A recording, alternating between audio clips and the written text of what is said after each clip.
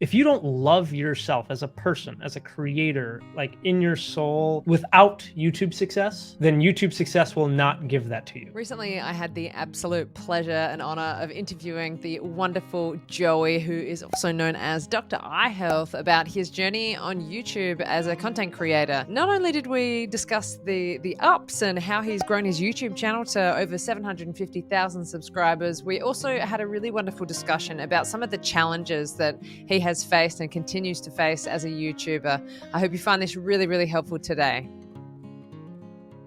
What have been some of your biggest challenges as a content creator? I know you said before we started some of the things you were worried about in the beginning or got upset about in the beginning are still lurking. So, and we kind of touched on it, like early on after starting the first 4 or 5 videos I did have kind of an existential crisis, kind of a breakdown of like, why am I doing this? People aren't watching. This is not what I expected. It takes a lot of, again, it takes a lot of time, a lot of effort, a lot of dedication, and you get a lot of self doubts. It's easy to get low on yourself and discouraged.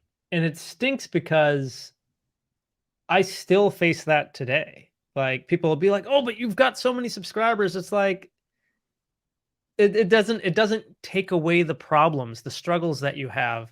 Uh, there's if you are not enough, if you don't love yourself as a person, as a creator, like in your soul, um, without YouTube success, then YouTube success will not give that to you.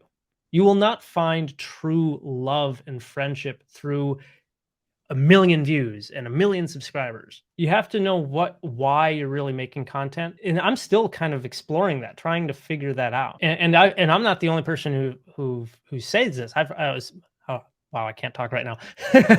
I'm not the only person who said this. I've heard other YouTubers say it. Like people who've had 10 million subscribers, and they're like, yeah, like I'm miserable or I'm still struggling. Like for example, myself, I'll have a video that'll do really well. It'll rank 1 out of 10. You'll see the algorithm take off and it's getting hundreds of thousands of views within a week or something. And then I'll make another video the next week and I'll get 2,000 views. Like, and you're like, what is going on? Why? Like, do people not like me? Do people not like the topic? Was the video bad? Like, is it, you start having all these questions and doubts in your head. And if you make the mistake of putting your value, like you as a person, if you put you as a person, you put your success of YouTube on you as a person, it's a recipe for failure and for misery. Like YouTube may be a job. It may be a hobby, and it may be a great thing to like be a part of your life and to help people and build community, all of these things. But like if you just make your whole life about that, like that's kind of that's the same struggle I had back then, and it's the same struggle I'm contemplating and still struggling with now. So that's maybe a little bit of insight into this, like the struggles of Yeah. being a creator, trying to make It's ends so meet. interesting because I feel like a lot of people, like you said, would look at what you've got going on and go, "Wow, like that's like how could you not feel awesome about that?" But yeah, it's very, very interesting. So how do you let me Yeah. know if it's getting too personal, but like how do you process that? Because this is such a common theme across all of humanity, I think, like to a certain extent. So many people feel these things and struggle with these things of like value and self worth and stuff like Yeah. that. That is, Um yeah. One, I see a therapist, or I yes, see a coach, a therapist, mental health right? provider. Um, uh, that I think is incredibly valuable. Um, I try to journal quite a bit. yoga, meditation has been a huge part of my life since I was in college. I'm trying to do more of that. Um, Getting out of my head, you always feel better after you exercise or build up a sweat. So that sometimes helps me more momentarily. It doesn't solve the problem, but it makes me feel good in the minute. Early on in the YouTube stage, like I tried really hard to put out a video once a week, and I think if you're going to take YouTube seriously and you want to make it a career, I think it's good to do that. But like early on, I needed to take a soft break. I needed to slow down, and really like take my own time with it. Right? Not everybody um, learns an instrument overnight. There's some people who have just like that genetics or skill, they can do that, but most people can't.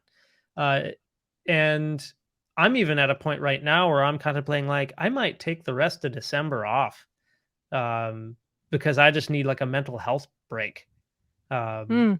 and I know that my subscribers, people who truly value me as a creator, they'll be okay with that.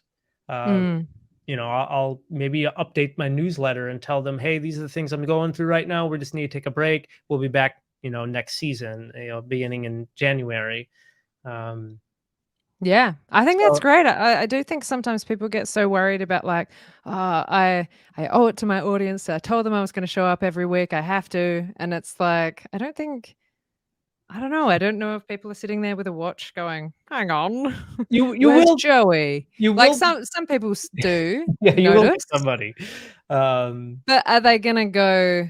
Well, forget this guy. yeah. Like, Like if they're that fickle about subscribing to your channel, long term you probably don't want them there anyway. But Marianne says, I like that even those that have thousands of subscribers can have self doubt, same as those that don't have as many. Best then to not let the numbers get you down from the start. Yeah, absolutely. And I love that you said that you see a therapist. And like I do as well. I think it is so valuable and so important. And yeah, it's like, it's a bit of it has been in Australia. I think it's maybe a little bit different in the US, but in Australia, it has been like a very, very taboo thing. It was something that we heard about in the movies, therapy.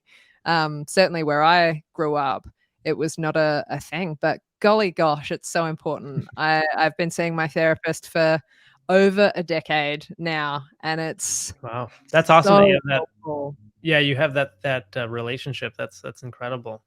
Yeah, it's pretty special. It's so important. And I love what you said about like getting out of your head by doing some exercise or like, going for a walk, getting out of your if you're in a little studio or something, getting out, getting away from it for a bit, having a breather is just And so important. yeah, and I'll just give two things. One, I'll often work out before I shoot a video because it does help me get out of my head. I stop taking it so seriously, right? That analysis paralysis. I'm like, I just need to get this shot and done. I already have it planned out. Let me just go for a run for 30, 40 minutes, get a good sweat on, listen to good pump up music, come back. And now I'm just like, I got endorphins. I'm chill. Like that. Mm. So that's something that's helped me. And then I forgot the other thing I was going to say. It was something about That's a good one. counseling. It was something about counseling, getting mental health, and yeah, there's a lot of taboos historically in it in different cultures. My ex-wife was a mental health therapist, and she was amazing, and I learned so much from her, her knowledge, and it helped me become a better provider in the eye clinic. Just being able Mm. to hear my patients and really understand what they're going through or how their vision and their struggles or just other things in their life are affecting them. Like it really, I think it helped me a better provider. And I always encourage people some of my best friends, they say, oh, I don't need a therapist. I have a good enough support structure around me. I'm like, your therapist is not your friend. I am not trained in therapy. Mm. So they're not like your friends and your family are not going to ask you the same questions and push you the same way to grow as like a trained professional will.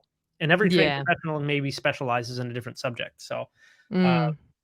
anyhow, so that's just like my Yeah. my support for people to try to talk to a professional about your. Yeah. Uh, Yeah. we live in a tough world, Absolutely. so Yeah, and like you said, your friends are not necessarily always equipped to deal with everything, but also sometimes it's like you just want your friends to be your friends and yeah. like not to dump on them all the time. Like obviously friends, good to chat with friends about stuff as well, but like to have a dedicated person that you are able to just spew your guts out onto.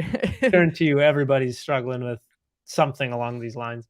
Yeah, absolutely. And people, I think, don't talk about it enough. That Snazzy Life says that when you move to New York City, they give you a key to your apartment and the name of a therapist. Gosh, That's I've never fantastic. lived in New York, but I hope that's true. If you found any of what we spoke about in this video today potentially brought some stuff up for you, then I would really like to encourage you to certainly reach out to some loved ones or reach out to a professional. It's important, much more important than any kind of numbers or figures that you will see in your YouTube analytics, is making sure you take care of yourself. If you found this helpful today, please make sure you hit the like button and make sure you check out the rest of the chat with Joey. It was super awesome. You can click or tap the screen. Thank you so much for tuning in.